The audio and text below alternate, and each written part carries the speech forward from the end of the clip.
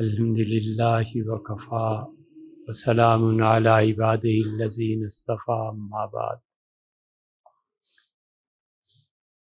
اللہ تعالی نے اس امت کی ایک آزمائش خوارج کے ذریعے بھی کی،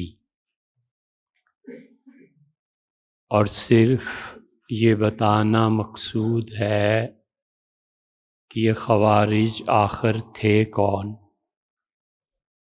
اس فرقے کے عقائد کیا تھے اور ان کا طرز عمل کیا تھا۔ چونکہ اس کے استفسار میں بہت سوالات تھے، تو خیال ہوا کہ اللہ تعالیٰ کی تسبیح کے جو میدان بیان کر رہے تھے اس سے ہٹ کے موجودہ دور میں یہ جو خوارج کی اصطلاح نئی آئی ہے اس کی تعلیم ہونی چاہیے۔ پورا ایک گروہ تھا جو تابعین پر مشتمل تھا، اس لیے صحابہ کرام رضی اللہ عنہم میں سے کوئی خارجی نہیں تھا، یہ سب کے سب، اور ان میں عمومی اکثریت جس نے صحابہ رضی اللہ عنہ کو دیکھا تھا یہ تابعی تھے، اور جذبات کے اندھے نوجوان لڑکے اور اپنے دور میں طاقت کے حصول کے بعد یہ اٹھ کھڑے ہوئے، اور بدترین سامنا جس شخص کو ان کا کرنا پڑا وہ سیدنا علی رضی اللہ عنہ تھے۔ ان خارجیوں نے اللہ کی کتاب کو لیا اور ان پہ عبادات کا غلبہ ہو گیا۔ شیخ الاسلام ابن تیمیہ رحمۃ اللہ علیہ نے منہاج السنہ میں لکھا ہے، بلکہ اپنے فتاویٰ میں بہت زیادہ اس بات کی تشریح کی ہے کہ ہر وہ آدمی جس کے پاس علم ہو اور اس کی تربیت نہ ہوئی ہو، ایسے عالم دین کی بات بالکل نہیں ماننی چاہیے۔ پھر وہ کہتے ہیں کہ وہ صوفی جس پہ عبادت کا غلبہ ہو اور علم نہ ہو، اس انسان کے تربیت بظاہر ہو جانے کے باوجود اس کی بات نہیں مانی جائے گی۔ صوفی بغیر علم کے اور عالم بغیر تربیت کے دونوں کی بات رد کر دی جائے گی، اور بیلنسڈ اپروچ کے لیے کسی ایسے شخص کو دیکھا جائے جس کو اللہ نے علم بھی بہت دیا ہو اور دوسری طرف اس کی تربیت بھی ہوئی ہو۔ ہمارے دور میں اور پچھلے دور میں ایک بہت بڑا فرق آ گیا ہے، اور اس فرق کو ہم لوگ محسوس نہیں کرتے۔ پہلے زمانے میں جو تعلیم دی جاتی تھی اس تعلیم پہ کم اور تربیت پہ زیادہ زور ہوتا تھا، تو بچے اپنے اساتذہ سے پڑھتے تھے جو بھی ان کے پڑھائی تھی، لیکن تربیت اس سے زیادہ ہوتی تھی، اور اسکول، کالج، یونیورسٹی، کہیں نہ کہیں مدرسے میں، دارالفتہ میں کوئی آدمی مل جاتا تھا جس کو بچہ ایگزیمپلری بنا لیتا تھا اور اپنے ذہن میں اپنی شخصیت ان کی شخصیت کے تابع کر لیتا تھا۔ زوال یہاں سے شروع ہوا ہے کہ تعلیم میں وہ لوگ آ گئے جو کسی طرح بھی تربیت ان کی خود نہیں ہوئی تھی، وہ بچوں کی تربیت کیا کرتے؟ چھوٹے بڑے کی تمیز انہیں خود نہیں تھی تو کسی اور کو کیا سکھاتے؟ اس لیے اس وقت کا بہت بڑا فتنہ یہ تعلیم گاہیں ہیں، بہت بڑا فتنہ یہ اسکول، کالج اور مدارس ہیں، جہاں وہ انسان نہیں رہے جو تعلیم یقیناً دیتے تھے کم مگر تربیت زیادہ ہوتی تھی۔ ایسا اعتدال کا نظام حضور صلی اللہ علیہ وسلم چھوڑ کر گئے تھے۔ جب یہ اگلی نسل میں جنہوں نے حضور صلی اللہ علیہ وسلم کو بھی نہیں دیکھا تھا اور ہزاروں نے اکابر صحابہ رضی اللہ عنہ کا دور بھی نہیں دیکھا تھا، یہ اٹھ کھڑے ہوئے عالم اسلام کی قیادت کے لیے، اور اتنے عبادت گزار تھے، اتنے خدا کے لیے روزے رکھنے والے اور راتوں کو قرآن کریم کی تلاوت اور نوافل کے ذریعے زندہ کرنے والے، کہ رسول اللہ صلی اللہ علیہ وسلم سے سیدنا علی رضی اللہ عنہ روایت کرتے ہیں کہ مجھ سے حضرت نے ارشاد فرمایا تھا کہ علی تم ان لوگوں کی نمازوں کو دیکھو گے تو وہ نمازیں تمہیں اپنی کم محسوس ہوں گی، اور تم ان کے روزوں کو دیکھو گے تو تمہارے روزے اور ان کے روزے کا کوئی مقابلہ نہیں کیا جا سکے گا، اور بدترین مخلوق یہی ہوگی۔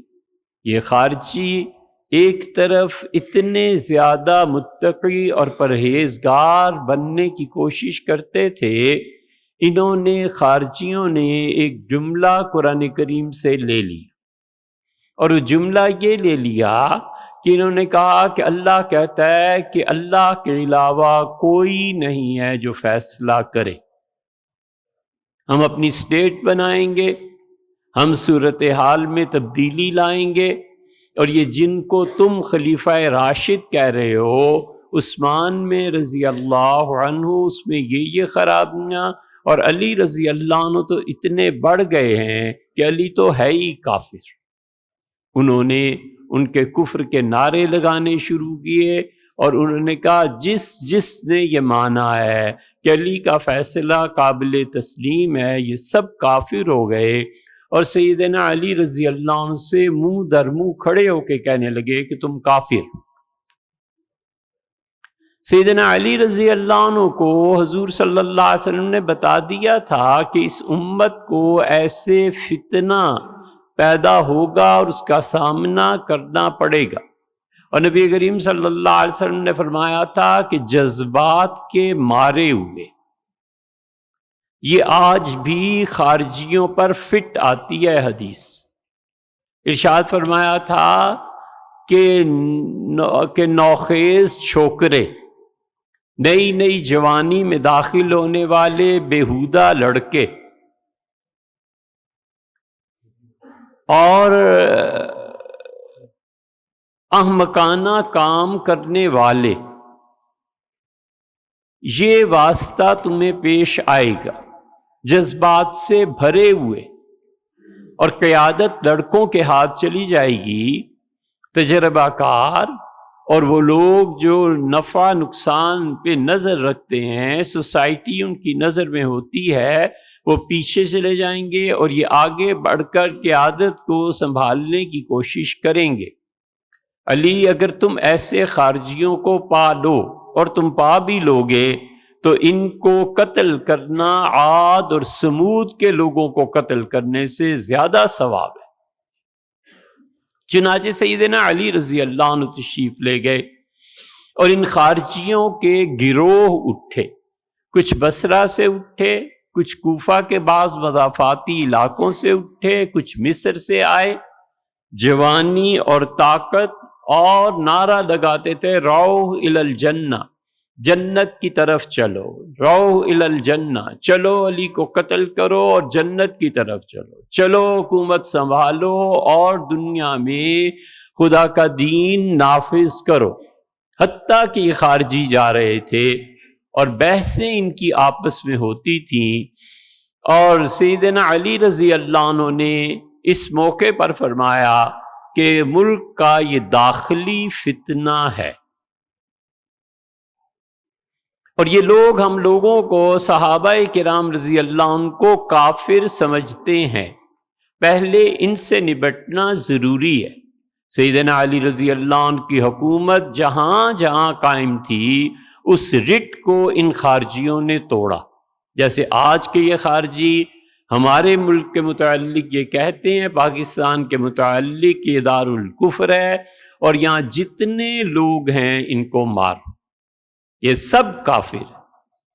ایک خارجی ہم سے بھی ملا اور دینی امور پر بحث ہوئی تو کہنے لگا کہ تم تو سب دارالکفر میں زندگی بسر کر رہے ہو۔ تو میں نے کہا مولوی صاحب پھر ہم کافر ہو گئے؟ کیا ہو گئے؟ دارالکفر کا حکم شریعت نے کیا دیا ہے؟ اس نے کہا تمہارے بینک لوٹنے جائز ہیں، تمہارے مردوں کو قتل کرنا جائز ہے، تمہارے ہاں جو یہ مزارات بنے ہوئے ہیں انہیں تباہ کرنا ہے، اور تمہارے ہاں یہ سارا قانون ہم توڑیں اور لوگوں کو دھماکے سے مار دیں، یہ سب ہم جائز سمجھتے ہیں۔ میں نے کہا ایک بات رہ گئی، وہ یہ کہ وہ جو پچھلے تمہارے تھے نا خوارج، وہ عورتوں کو لے جانا اور عصمت دری کرنا بھی جائز سمجھتے تھے، آپ اس کے بھی قائل ہیں؟ بالکل چپ ہو گیا، کیونکہ اگلا سوال اسے بھی شاید اندازہ ہو کہ میں نے یہ کرنا تھا کہ تم سب پٹھانوں کو ابھار رہے ہو، ہر قبیلے میں دوستیاں ہیں، تعلق ہے، تم کیا کرو گے؟ وہ خوارج بھی یہی کہتے تھے، عقل کے اندھے، بے وقوف، جوانی کا گرم خون، اور وہ چل پڑے اپنے سرداروں کے ساتھ۔ سنان ان کا ایک سردار تھا، ایک وہب تھا، اس نے ان کی قیادت کی، اور حتیٰ کہ یہ ایک جگہ جمع ہو گئے، اور سیدنا علی رضی اللہ عنہ سب سے زیادہ خون سے بچنے والے آدمی آخری حد تک چلے جاتے تھے کہ خون نہ بہے۔ وہ کہتے تھے مت قتل کرو، وہ جانتے تھے کہ خدا کتنا ناراض ہوتا ہے۔ تو سیدنا علی رضی اللہ عنہ جب ان کے لشکر کے سامنے چلے گئے تو انہوں نے متعدد صحابہ کرام رضی اللہ عنہم کو بھیجا اور فرمایا کہ جا کے ان سے بات کرو، مذاکرات کرو، آخر کسی طرح ان کی تسلی کی جائے۔ تو ان میں جو گئے ہیں وہ حضرت ابو ایوب انصاری رضی اللہ عنہ تھے، اور ابو ایوب انصاری رضی اللہ عنہ کہتے تھے میں نے انہیں سمجھایا اور میں نے کہا ظالمو تم امیر المومنین کے خلاف اٹھ رہے ہو، خلافت ختم ہو سکتی ہے، تم کیا کر رہے ہو؟ انہوں نے کہا علی کا قتل ہمارے ذمے واجب ہے، اور جو اس کو قتل کرے گا خدا جنت میں اعلیٰ درجات اسے دے گا۔ پھر فرمانے لگے میں نے اور لوگوں سے بات کی، ہر کوئی خون کا پیاسا تھا، ہم لوگوں کا، صحابہ رضی اللہ عنہ کا، اور آ کے میں نے کہا حضرت وہ نہیں مانتے۔ پھر انہوں نے عبداللہ ابن عباس رضی اللہ عنہ کو بھیجا اور کہا عبداللہ تم جاؤ اور ان خارجیوں سے بات کرو۔ ابن عباس رضی اللہ عنہ گئے اور وہ کہتے ہیں کہ میں نے خادم سے پوچھا، نوکر سے، کہ تمہارا آقا یہ خارجی یہ کیسا ہے، اس کے حالات کیا ہیں؟ اس نے کہا کہ حالات یہ ہیں کہ میں نے 10 سال ہو گئے کبھی اس کے لیے دوپہر کا کھانا نہیں پکایا، روزے سے ہوتا ہے۔ میں نے کہا رات؟ تو اس نے کہا رات تو 20 سال ہو گئے بستر نہیں لگایا، صبح کی نماز پڑھ کے پھر سوتا ہے، اس سے پہلے کبھی بھی نہیں سوتا، رات بھر قرآن کی تلاوت اور نوافل میں اس کی گزرتی ہے۔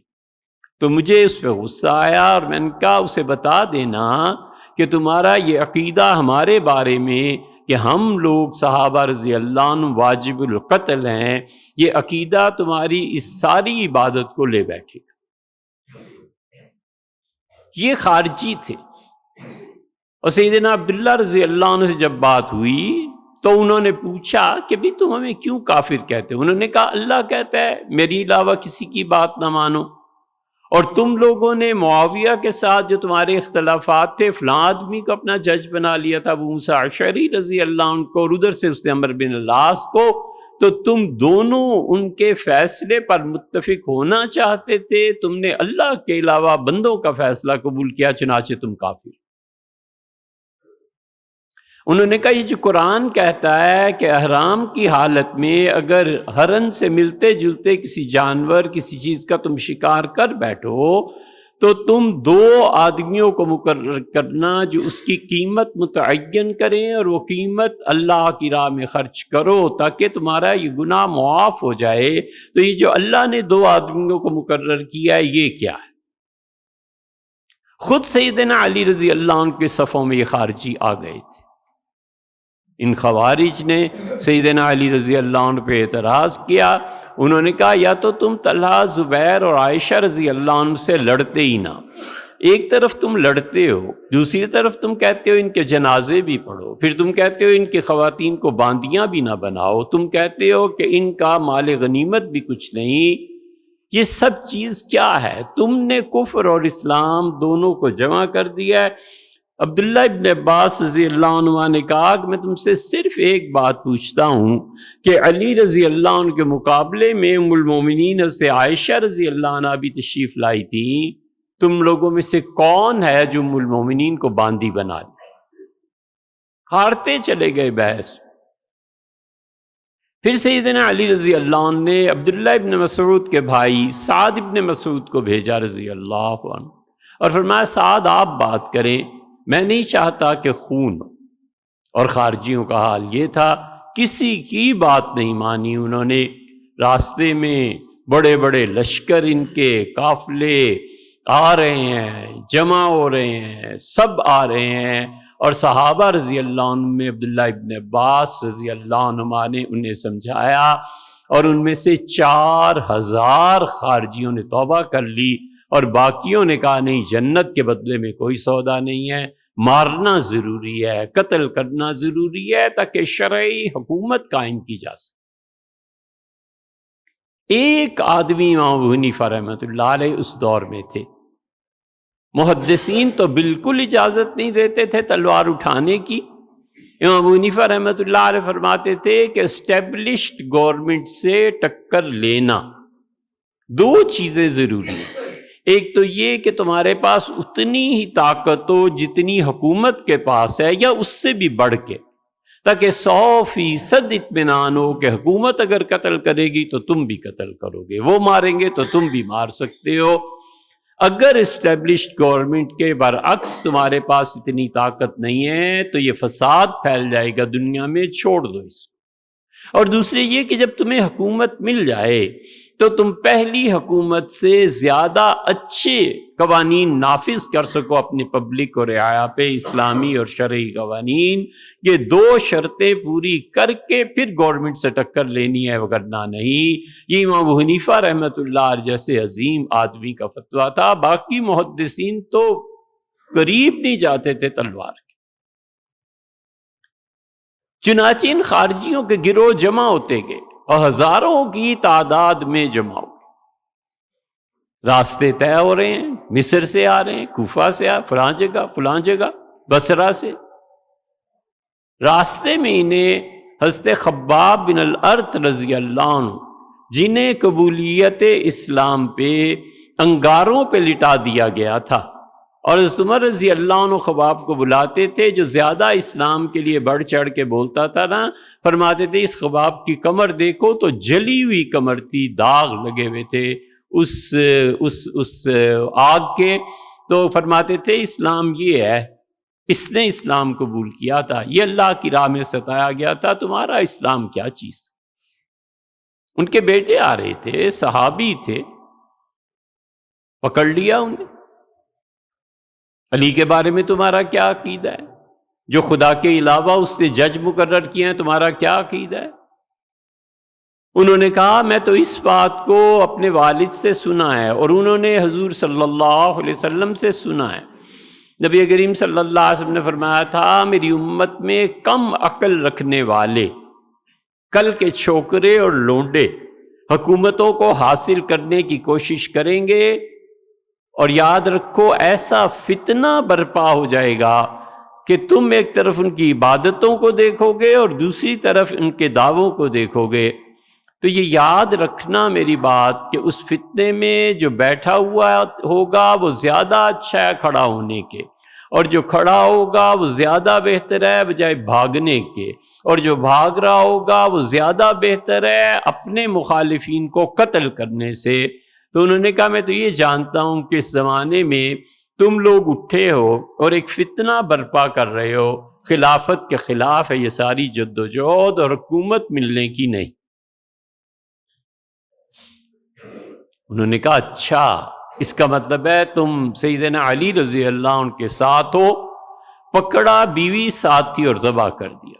ذبح کرنے کے بعد ان کی بیوی کو لے کے چلے اور وہ چیختی رہی بیچاری کہ اس نے کہا افیکم، تم میں کوئی آدمی نہیں ہے جو اللہ سے ڈرنے والا ہو، میں اور چند دنوں میں بچے کی ولادت کے مرحلے میں پہنچ جاؤں گی، مجھے چھوڑ دو، مجھے نہ کرو۔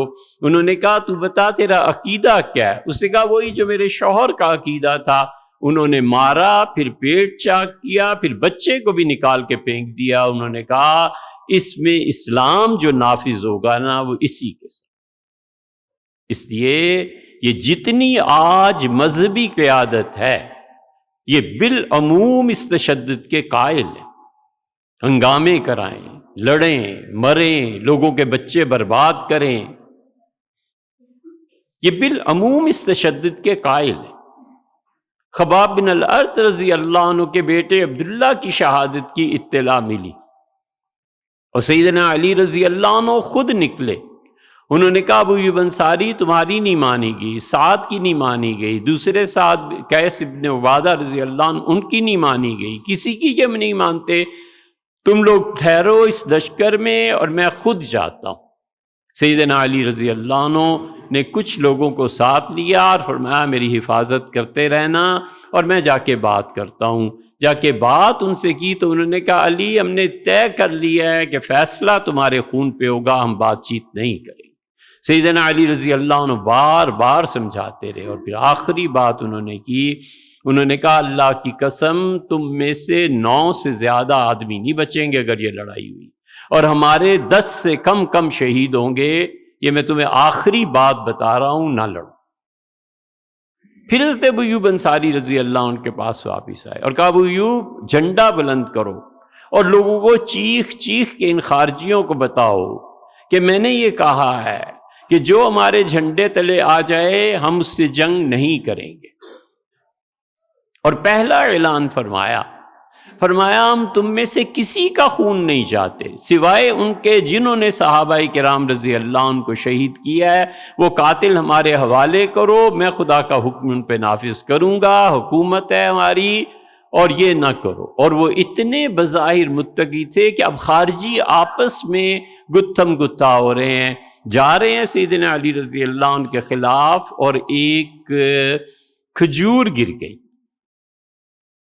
ایک کہتا ہے میں کھا لوں، دوسرا کہتا ہے کیسے کھا سکتے ہو؟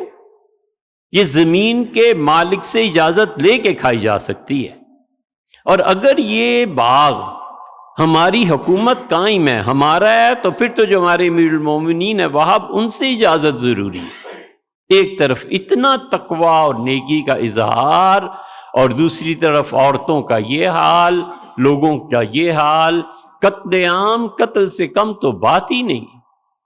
اس لیے ہم پہلے بھی یہی کہتے تھے 20 سال پہلے کہ لوگوں یہ خارجی ہیں، ہمارے ملک، ہماری فوج، ہمارے لوگوں کے خلاف ہیں، یہ اب بھی خارجی ہیں، اور اب یہ کھل کے سامنے آئے ہیں۔ پہلی مرتبہ ہمارے چیف نے یہ کہا کہ خارجی ہیں، اب وہ کہاں گئی ساری مذہبی قیادت جو کافر کافر، شیعہ کافر، اور یہ زندہ باد اور وہ زندہ باد؟ اس وقت تم نے لاکھوں لوگوں کو خون کروایا، غلط قیادت کی، تاریخی غلطی کی، اور اب تم نہیں بولتے؟ اتنا تو کہہ دو، کم سے کم اتنا کہہ دے کہ چیف آپ کی بات غلط، اب اتنا تو کہنا، باگے آؤ نا، اب کہو نا کہ حضرت یہ خارجی نہیں، اتنا بھی کہہ دو۔ اب تو تمہاری اتنی ہمت بھی نہیں پڑتی، تم خدا کے دین کو برباد کرنے پہ تلے ہوئے ہو تاکہ لوگوں کا قتل ہو، لوگوں کے کاروبار بند ہو جائیں۔ یہ تو شریعت نے نہیں سکھایا تھا۔ اب ایک کھجور نہیں لے رہا وہ خارجی، وہ کہتا ہے پتہ نہیں جائز بھی ہے کہ نہیں ہے، اور دوسری طرف صحابہ کرام رضی اللہ تعالی عنہم کا خون بہایا جا رہا ہے۔ سیدنا علی رضی اللہ عنہ نے آخر فیصلہ فرمایا کہ لڑیں گے، اور فرمایا جا کر پہلا اعلان میری طرف سے یہ کرو، اور انہیں کہو کہ جو شخص بھی صحابہ رضی اللہ عنہ کے قتل میں شریک نہیں ہے ہم نے اسے امان دی۔ فرمایا میری طرف سے دوسرا اعلان جا کر کرنا، اور انہیں کہنا کہ جو کوفہ چلا جائے، مدائن چلا جائے، اپنے قریب کے کسی بھی بڑے شہر میں چلا جائے اور ہتھیار نہ اٹھائے، میں نے اسے بھی معاف کیا، میں نے اسے بھی پناہ دی۔ پھر انہوں نے کہا جو میرے اس جھنڈے کے تلے آ جائے ہم نے اسے بھی پناہ دی، اور پھر فرمایا کہ اگر کوئی اب رہ گیا ہے تو پھر لڑیں گے، اور پھر لڑائی شروع ہوئی، اور سیدنا علی رضی اللہ عنہ بار بار کہتے رہے کہ نہ لڑو، نہ خون بہاؤ، اور فرمایا میری بات سنو لڑکو، ایک مرغی بھی اگر بغیر کسی وجہ کے قتل کی جائے گی تو اللہ کا حساب دینا پڑے، اللہ کے ہاں حساب دینا پڑے گا۔ یہ وہ لوگ ہیں جن کو تم قتل کرنے کو دوڑے ہو، جن کے سامنے وحی نازل ہوئی اور حضور صلی اللہ علیہ وسلم کے اعتماد کے لوگ ہیں، مت قتل کرو۔ حضرت ابو ایوب انصاری رضی اللہ عنہ کہتے تھے ان میں بہت سے رہ گئے، اور جب انہوں نے حضرت علی رضی اللہ عنہ کہا ہم ہرگز تم پہ حملہ نہیں کریں گے جب تک کہ تم پہل نہ کرو، جب تک تم لوٹ مار نہیں شروع کرو گے میں بالکل تلوار نہیں اٹھاؤں گا، جب تک تم قتل نہیں کرو گے میں رکا رہوں گا تمہارے قتل سے۔ اور سیدنا علی رضی اللہ عنہ پہ جب حملہ ہوا، حضرت ابو ایوب انصاری رضی اللہ عنہ کہتے ہیں مشکل سے 18 19 20 کی سال اس کی عمر تھی، اور میں نے جب اسے نیزہ مارا، وہ مجھے تلوار مارنے لگا، میں نے نیزہ مارا اور اس کے پار ہو گیا، تو میں نے کہا یہ تو مجھے کہتا ہے نیزہ لگنے پہ کہ ستعلم، تمہیں ان قریب پتہ چل جائے گا، اولا بہا سلیہ، خدا کس کو پہلے جہنم میں داخل کرے گا، تم یا میں۔ یہ حضرت ابو ایوب انصاری رضی اللہ عنہ کے ساتھ سامنے کہہ رہے ہیں، اور پھر سیدنا علی رضی اللہ عنہ نے انہیں مارا، اور سیدنا علی رضی اللہ عنہ کے سامنے خارجی جو تھے 6-7 ہی رہ گئے، ہزاروں آدمی مارے گئے۔ سیدنا علی رضی اللہ عنہ نے کہا کہ جاؤ اور ان میں تلاش کرو اس شخص کو جس شخص کا ہاتھ لجلجا ہے، اس میں کوئی ہڈی نہیں ہے، وہ گوشت کا ایک مجموعہ ہے، اور اس کے اوپر سفید بال اگے ہوئے ہیں۔ اور پھر فرمایا میں نے معاویہ کے لشکر میں تلاش کرایا تھا، وہاں تو نہیں ملا، اور یہاں تلاش کرو۔ پھر دوسری جگہ لاشوں کے ڈھیر پہ گئے، پھر ایک اور جگہ تشریف لے گئے، اور فرمایا تلاش کرو۔ لوگوں نے کہا حضرت کہیں ایسا ہاتھ نہیں، کوئی ایسا نہیں مارا گیا۔ فرمایا نہیں ہو سکتا، یہ کوئی نہ کوئی ضرور مارا گیا ہے، اور مجھے سچی بات کہی گئی ہے، نہ میں جھوٹ بولتا ہوں نہ مجھ سے جھوٹ بولا گیا ہے۔ آخر لاشوں کے انبار کے نیچے سے وہ جو ان کا قائد تھا ایک نکل آیا، اور اس کا ہاتھ عبیدہ سلمانی رحمۃ اللہ علیہ کہتے تھے میں نے سیدنا علی رضی اللہ عنہ کو پیش کیا، میں نے کہا امیر المومنین یہ ہے وہ ہاتھ جس کی تلاش میں آپ تھے، اور یہ ہے وہ لاش۔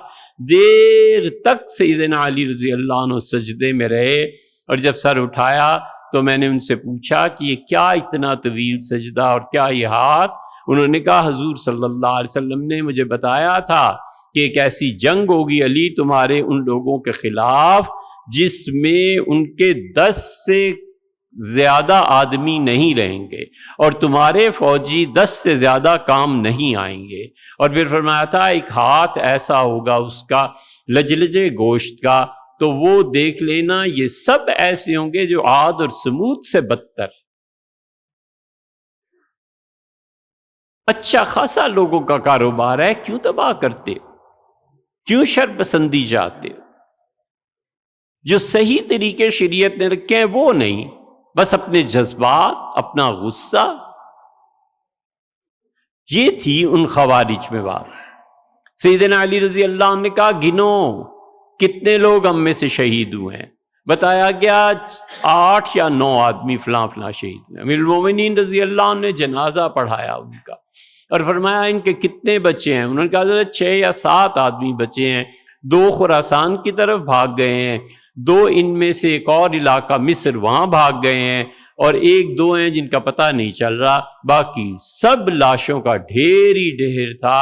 سیدنا علی رضی اللہ عنہ نے کہا اللہ کا شکر ہے جس نے خلافت کو قائم رکھا، اور ان سے پھر یہ خارجی چلتے رہے، نسل در نسل چلتے رہے، یہاں تک کہ انہوں نے عام مسلمانوں میں یہ بات بٹھا دی کہ جو کچھ ہوگا جذبات سے ہو۔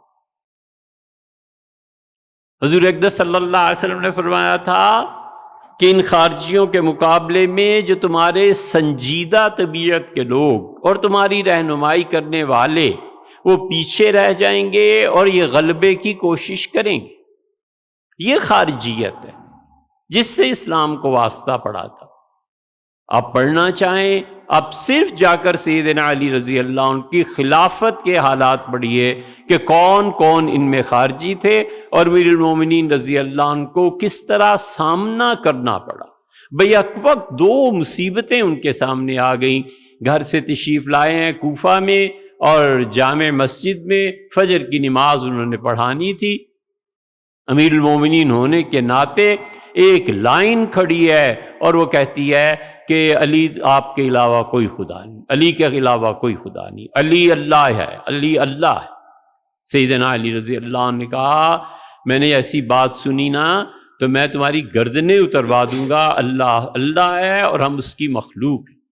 جب انہوں نے نعرہ نہیں چھوڑا تو سیدنا علی رضی اللہ عنہ نے کہا میں تمہیں آگ میں جلوا دوں گا۔ انہوں نے کہا آگ میں بھی وہی پھینکے گا جو میرا اور آگ کا پروردگار ہے علی۔ یہ عذاب تھا روافض کا۔ ان شیعہ کا ایک گروہ سیدنا علی رضی اللہ عنہ کی خدا ہونے کا قائل ہے، نصیری۔ اسی لیے اثنا عشری ایرانی پاکستان سب نصیریہ کو کافر مانتے ہیں کہ وہ سیدنا علی رضی اللہ عنہ کو خدا مانتے ہیں۔ امیر المومنین رضی اللہ عنہ ایک یہ مصیبت ان کے لیے، ایک یہ مصیبت ہو گئی کہ خارجی ان کے پیچھے پڑے ہوئے تھے، حتیٰ کہ انہوں نے فیصلہ کیا ہار جانے کے بعد کہ 21 رمضان کی صبح کو 3 آدمیوں کو دنیا میں نہیں رہنے دینا، ایک عمر بن العاص کو، ایک معاویہ کو اور ایک علی کو۔ یہ سیاسی تجزیہ ہو رہا ہے بیٹھ کے کہ اس ملک میں خلافت میں بس یہ 3 ہیں جو فتنوں کی جڑ ہے۔ سبحان اللہ، نہ صحابیت کا شرف سامنے، نہ خدا کا خوف ہے۔ وہ کہتے ہیں بس یہ 3 ہیں، 3 کو قتل کر دو۔ ان کے نزدیک قتل کے علاوہ کوئی حل ہی نہیں ہے۔ 21 رمضان کو پہلا حملہ ہوا شام میں حضرت معاویہ رضی اللہ عنہ کے پر، لیکن تلوار اوچھی پڑی اور حضرت معاویہ رضی اللہ عنہ غالباً ایک روایت میں یہ بھی ہے کہ اس دن فجر میں تشریف آوری نہیں ہوئی تھی، وہ بچ گئے۔ دوسرا حملہ انہوں نے ایک اور صحابی رضی اللہ عنہ پہ کیا، اور تیسرا حملہ حضرت علی رضی اللہ عنہ پہ ہوا۔ حضرت علی رضی اللہ عنہ نے، وہ لیٹا ہوا تھا خارجی، اور اسے اٹھایا پاؤں کی ٹھوکر سے اور فرمایا نماز کا وقت ہو گیا ہے۔ اس نے وضو کیا اور آ کے امیر المومنین رضی اللہ عنہ کے پیچھے کھڑا ہو گیا، اور پھر اس نے سیدنا علی رضی اللہ عنہ پہ حملہ کیا۔ سیدنا علی رضی اللہ عنہ نے کہا کہ جب اٹھا کر لے گئے لوگ تو انہوں نے فرمایا کہ اگر یہ میں زندہ رہا تو میں جانوں اور یہ جانے، اسے کیا سزا دینی ہے، اور اگر میرا انتقال ہو گیا اور تم لوگوں نے طے کر لیا کہ اسے قتل کرنا ہے تو وہ تم جانو اور اللہ جانو۔ پوچھا گیا خلافت حسن کو دے دیں؟ فرمایا یہ تمہارا مسئلہ ہے، میرا نہیں۔ یہ ہے اللہ نے جو کہا نا امرہم شورا بینہم، مسلمانوں کے معاملات حکومت کی سطح کے یہ ہمیشہ شورا کیا کرتی، کوئی معصوم نہیں ہوتا، شورا ہوتی ہے جو اصل ہے، حتیٰ کہ امیر شورا کے تابع ہوتا ہے، امیر خود کچھ نہیں ہے، شورا مانے تو امیر ہے، نہ مانے نہ سے۔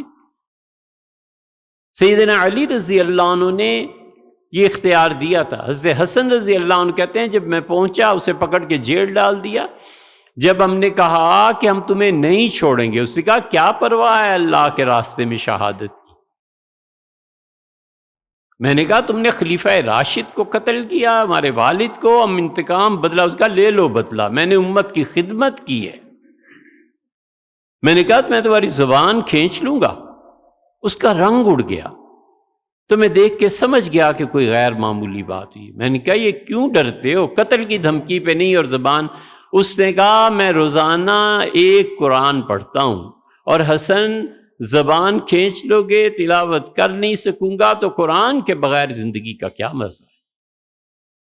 یہ ہیں خارجی جو ظاہر میں پورے دین پہ مرنے مٹنے کو تیار ہیں، اور حقیقت میں جڑ کاٹ رہے ہیں خلافت کی، اور حقیقت میں مسلمانوں میں فساد برپا کر رہے ہیں۔ کچھ چیزیں اور ہیں ان کی، انشاءاللہ آئندہ بات کریں۔